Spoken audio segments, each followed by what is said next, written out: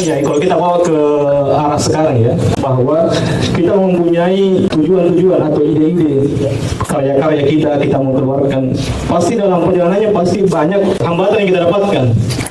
Maka kemenangan kita bukan tentang ketika kita mencapai sebuah tujuan ya, tapi prosesnya yang kemudian masih kita pegang ya. Akhirnya tadi kalau kita lihat kisah Ashabul Ukhdud membuat sebuah gerakan besar ya. Walaupun kita lihat kisahnya, mungkin orang lain mengatakan pemuda tadi itu kalah karena dia mati. Tapi sebenarnya tujuan atau pesan yang disampaikan mereka itu tercapai. Nah, kalau tadi disebutkan sama saya cuma melengkapi saja ya, bahwa baperan itu adalah sebuah respon sebenarnya. Jadi begini Ustaz, kebanyakan hari ini mungkin secara generasi Ustaz, ada sebuah klasifikasi generasi ya. Kalau saya mungkin berada di generasi Y, mungkin rata-rata teman di sini berada di generasi Gen Z ya. Gen Z seringkali dilabeli, disudutkan dengan istilah si paling baperan, pasti begitu kan? Jadi semua nasihat-nasihat dari orang tua, jadi semua masukan-masukan itu dianggap sebagai, makanya muncul tadi sempat di-spill sama Ustaz tentang mental health. Semua yang disampaikan orang tua akhirnya mereka anggap dengan istilah toksik yang saya kira. Jadi saya berusaha mencerna dengan istilah-istilah nah sekarang Ustaz. Ya. Jadi saya sebenarnya bukan masuk di kategori Gen Z, tapi mencoba mem-POP-kan mereka. Ya seperti itu. Jadi baperan memang menurut seorang aktivis lingkungan dan namanya mungkin akhir-akhir ini sering muncul ya, seperti Greta Thunberg, salah satu aktivis lingkungan yang ikut dalam global sumur protilahnya. Jadi dia mengatakan bahwa Gen Z, kenapa mereka gampang baper? Sebenarnya itu adalah wujud kepekaan mereka terhadap sekitarnya. Jadi saya tidak menghakimi sebenarnya generasi tertentu, karena kenapa mungkin banyak anak-anak hari ini yang mungkin kayak overthinking atau apa lagi ya, kalau gejala-gejala baper begitu. Ya mungkin agak susah menerima nasihat begitu. Jadi nasihat itu seolah-olah dianggap sebagai toksik. Ya, seperti ya, betul. Jadi itu ada konotasi negatif dari kata baperan di era Gen Z. Ya, jadi setengahkan sedikit. Ya. Jadi bahwa tidak masalah kalau teman itu gampang baper, karena itu menunjukkan kita adalah seorang manusia ya. Artinya kebaperan itu sebenarnya sesuatu yang alamiah, tapi tergantung bagaimana kita outputnya, sebagaimana dikatakan tadi dalam kisah itu seperti itu. Iya, jadi itu sih tergantung dari perspektif dan sudut pandang dan bagaimana si output dari kata baperan tersebut. Jadi kalau berbicara kita mengenai baperan itu tadi dari sudut konotasi negatifnya. Jadi bagaimana sih kalau misalnya baperan itu menjadi kelemahan, itu bagaimana cara mengubah kelemahan tersebut menjadi ke arah positif menurut panelis dan juga narasumber? Mungkin begini teman-teman ya.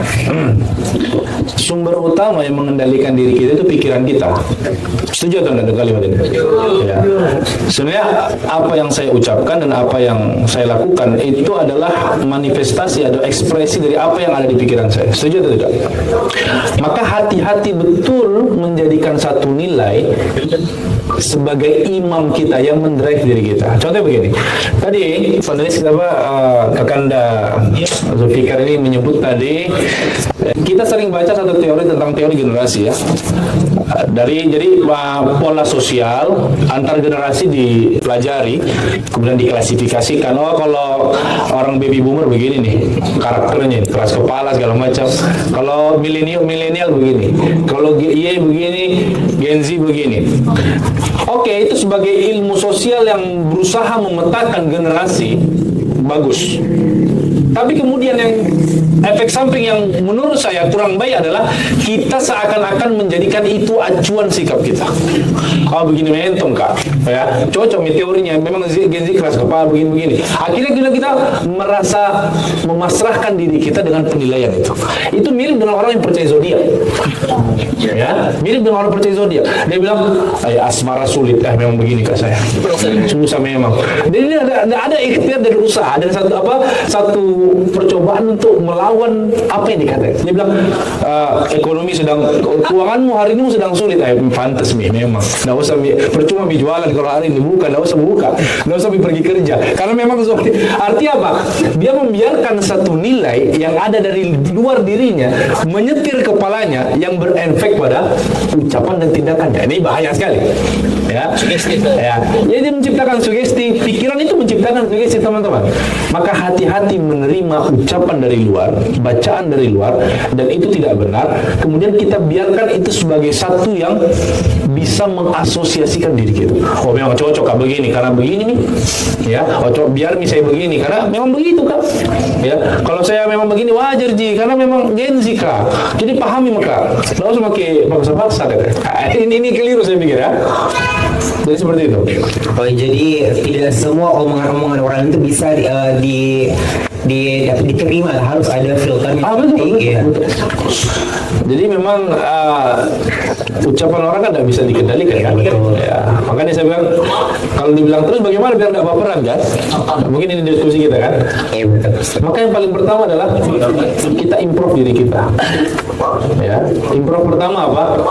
Apa yang harus diisi untuk improve diri? Kepala. Ilmu berarti kan? Iya betul. Ya. Karena dengan ilmu itulah kemudian nanti yang akan jadi setir buat diri kita, apa yang kita ucap, apa yang kita lakukan. Bukan dari bacaan-bacaan yang mohon maaf bisa dikategorikan sebagai sampah-sampah pemikiran saja. Ya. Dan justru itu tidak membuat kita jauh-jauh lebih baik. Ya.